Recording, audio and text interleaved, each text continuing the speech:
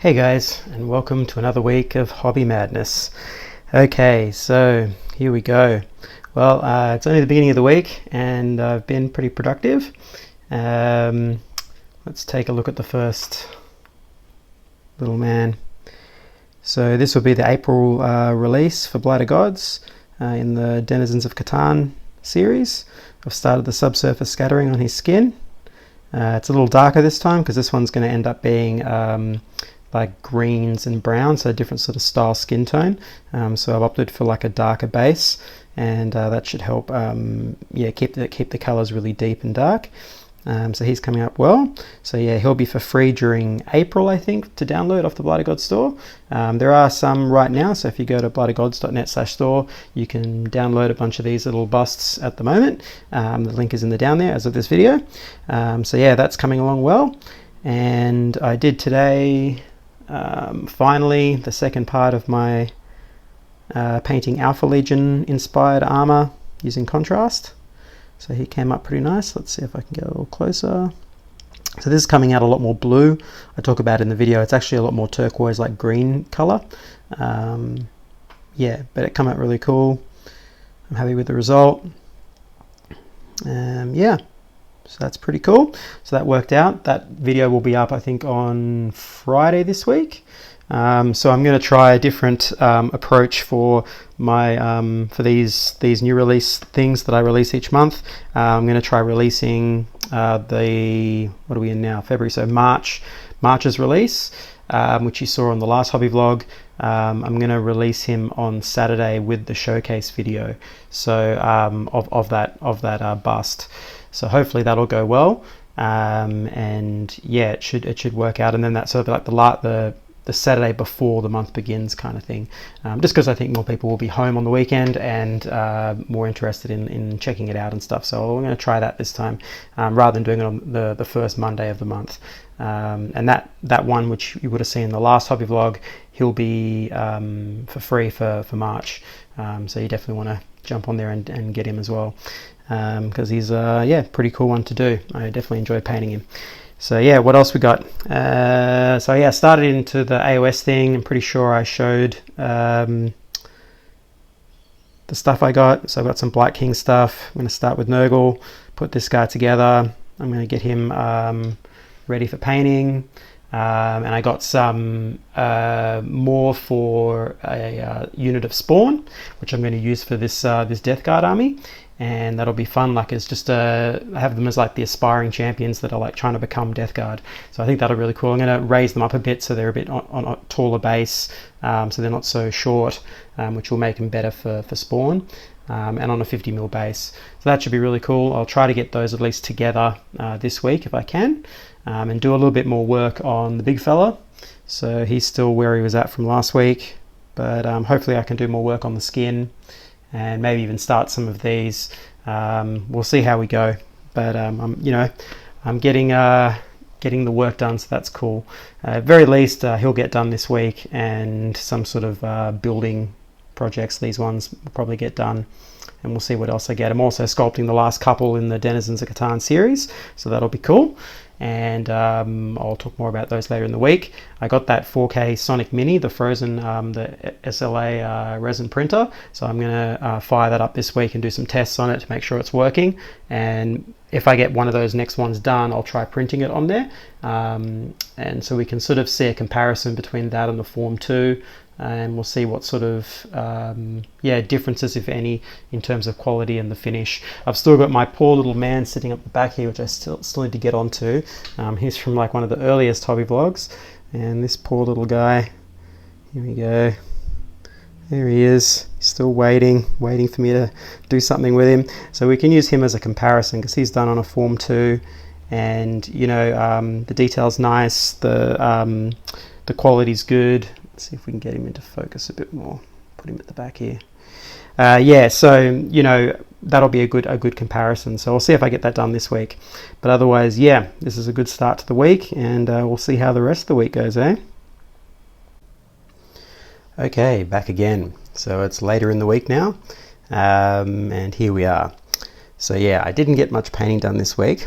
So I did get some building done, as you can see in front of me, but not a lot of painting.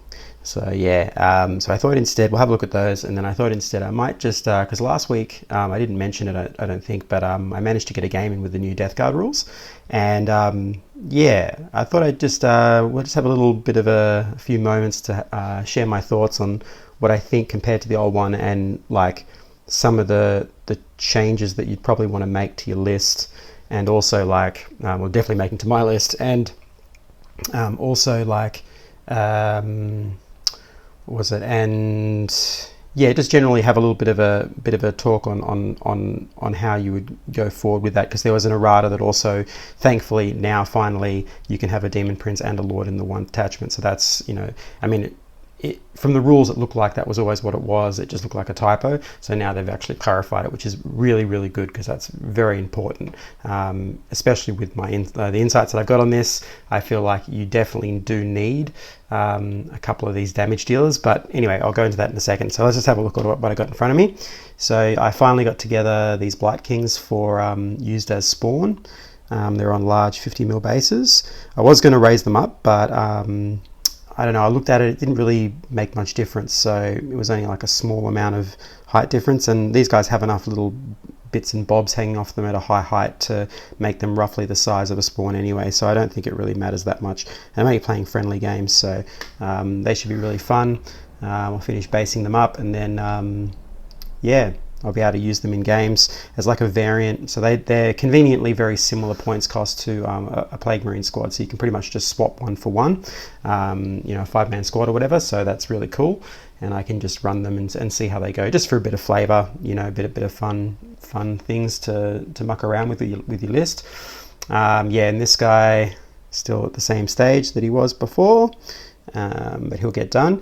And also, speaking of prints, as of this video yesterday, my third Denizens of Catan bust should have been released on my website, blightedgods.net/store. The link is in the down there if you want to go download him. He should be free for the month of March. And there should be a showcase video already up as of this video. You can have a look at him and see what you think. He's a really, really fun one to paint. You know, very similar style to this, a little bit lighter color scheme, but yeah, similar. And they're really cool. Like if you're looking for something just to muck around and practice your painting on, they're great. So yeah, that's a bit of shameless promotion there. And then I got these ones together. So they're from that Beastgrave thing. So they're going to be for AOS. So I got all of those done. And they're going to be a lot of, there's so much detail on these, it's going to be cool to muck around. And I'm painting all of these AOS guys as like individual models, so I'm not trying to smash through a whole army. I just want to do these as like a sideline thing, so when I'm getting, you know, tired of batch painting like 40k stuff, I'll paint an individual one of these. And I've got like a palette range, you know, these sort of I guess blues to greens to magenta reds, purples, that sort of end of the spectrum, and then I'm just going to paint each one individually and vary that up, so they'll all have their own look, rather than converting each one, or you know, probably not going to convert everyone, but I'll use the paint scheme to individualize them, because really they're meant to be, you know, each one is like an aspiring champion that's trying to become a lord, so like giving them their own flavor and their own feeling, and that it should give the whole army should look coherent, because the color scheme will all be sort of more or less the same, but yeah, individually a little different. So that's really cool. And then at the back I've got my usual little cohort that I never got around to painting, and the Demon Prince in the center. So yeah, that's pretty much it for the week in terms of hobby. But yeah, I thought we just have a little discussion on some of the insights that I found playing that new Death Guard book.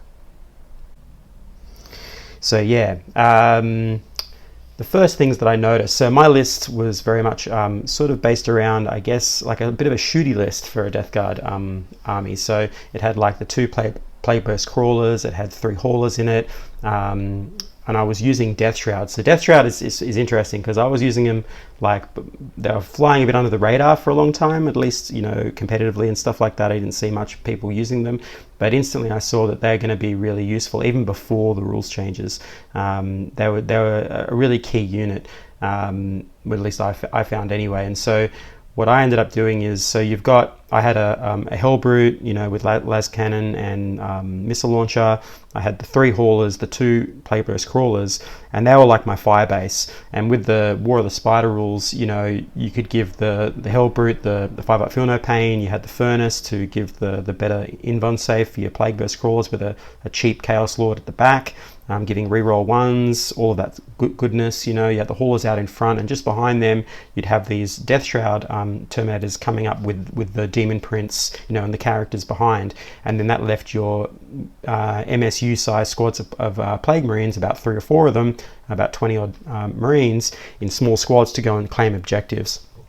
And so this list really just focused around cheap 1 CP strats, you know, Cloud of Flies on the Death Shroud and so on at that time, or any squad that's vulnerable, and then the Fire Frenzy for the Hellbrute. The Hellbrute was really underrated for a long time, and you know, that little guy, you can put him out, you know, way cheeky little unit way out in the far field with those long range weapons, and people don't really focus on it too much until they see just how devastating that can be, and it really is. You know, you fire for your double shooting, so that's 4 las cannon shots and 2 missile launch shots a turn, and you know, the first couple of turns they start noticing there's like 12 shots going off at like I could pick a squad and annihilate it. I could pick whatever, and so often that's what I would do. And it works really well. And so yeah, the army was really around the Death Shroud and the characters and everything, and those halls were like the focus, right? But the real nuts and bolts of that was getting all of that firepower to go off and relying on that to be their durability, to be there for about 3 turns, and it usually was. It's a very, very powerful list that with that War of the Spider thing, it made it very, very hard for any opponent really to come to grips with that amount of high-end firepower. So yeah, I found that really cool. So that was like the basis of it. And then coming into this new codex, I played this game, and you know, I didn't have to change very much with the new points values. I had to drop, I didn't get the reroll 1s and all that kind of stuff, so I had to drop the Chaos Lord and, you know, things like that. So I changed it around, and yeah, what a difference. So that -1 damage is good, but nowhere near what you need to have those big, you know, the haulers and the plague burst crawlers really firing capacity for like 3 turns. That's very hard to do. You know, I got second turn, you know, and this was an open war mission with just attrition, so it was just points values, like victory points off destroyed units. And yeah, I was playing against Guard, and I've played Guard the whole, like the 3 times I played this army prior to this, it's you know, I've won every game, and then this one coming in, I lost. And you know, part of it was my own, you know, fault for, you know, making mistakes and so on, but I was relying on something that wasn't there anymore, and I quickly saw that. So he was able to basically, and obviously he was tailoring his list because he'd been losing each game, so he'd been refining his list to take me, and he definitely did, and he deserved the victory. So but he managed to wipe out those units within like by 3rd turn. I basically had none of those units left on the table, whereas before I had all of them left on the table. So you know, there's a big difference, and deployment wasn't that much different that I would normally do. So you know, that durability just isn't there anymore for those units by like 3rd turn. You need something else. So where's your high armor value killing ability? Where's that elite killing ability? If you focused on those kinds of units, if they go, what's left? Well, in my previous list, you know, nothing's there to really counter at that point. I haven't got no plan B, because I was normally I would have been wiping out everything before then, you know. So yeah, it's an interesting thing.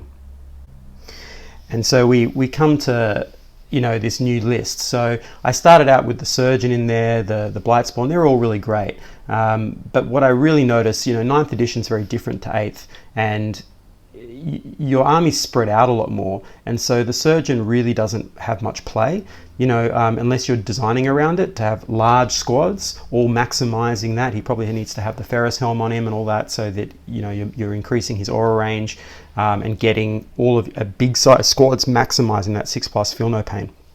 Otherwise, you're not really utilizing it. And the thing is, Death Guard really, even though their flavor is all around having, you know, infantry and like tons of Plague Marines, that's not really what the lists are. You have a small amount of Plague Marines, which are very good. They're excellent units, but you don't really have tons of them. You know, the average is around 20 odd. You're not really having a lot. And they're in small squads, and they're going to be spaced out across the battlefield. So that surgeon's ability really isn't coming into play. So you're paying 75 points for something that's really not utilized really that much. And I noticed that straight away. I wasn't getting the value out of that at all. And same with the Blightspawn. The Blightspawn is awesome, and I would definitely use him. He would be in there in a competitive list. What would probably happen is the Hellbrute would come out, and the Blightspawn, because I'll backtrack a bit. So at that game he was in the list, and yeah, didn't really do the value that I needed him to.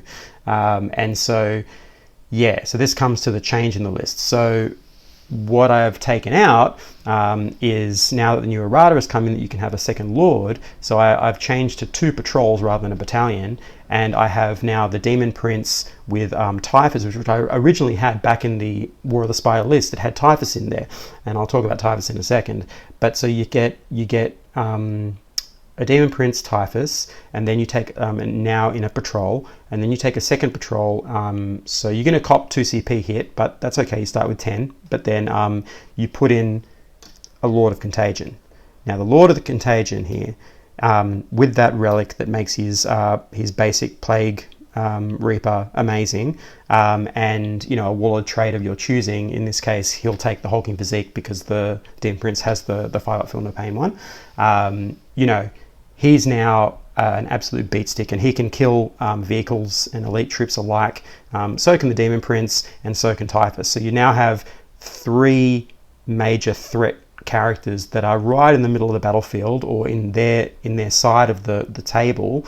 After those haulers die by like turn 2, turn 3, now you've got these Death Shroud and these 3 characters all sitting there, and they can definitely take down those heavily armored units that are around.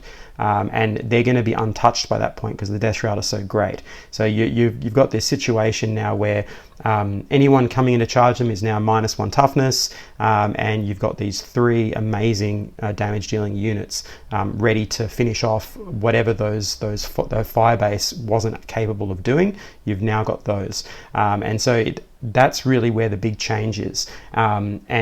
And so I think that going forward, that's going to definitely be the way. So I removed the Surgeon and the Blightspawn out of the list because they just weren't doing enough, and I've put those 3 in. So that should really help. Now, if I was doing tournament play, I'd probably take out the Hellbrute because it's not really competitive enough as it is, and it's lost the double shoot thing, so it's not quite as awesome as it once was.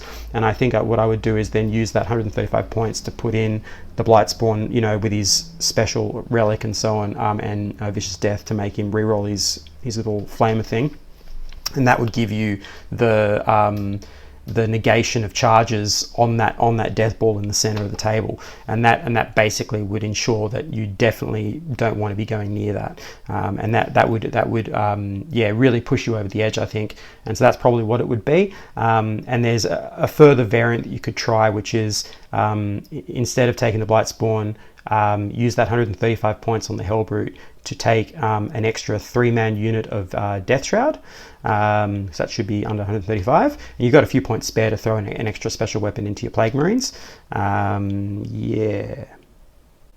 Oh, okay, we're back on. And so, sorry, the camera just was running out of, yeah, anyway. So then you'd have, you know, the 3 there.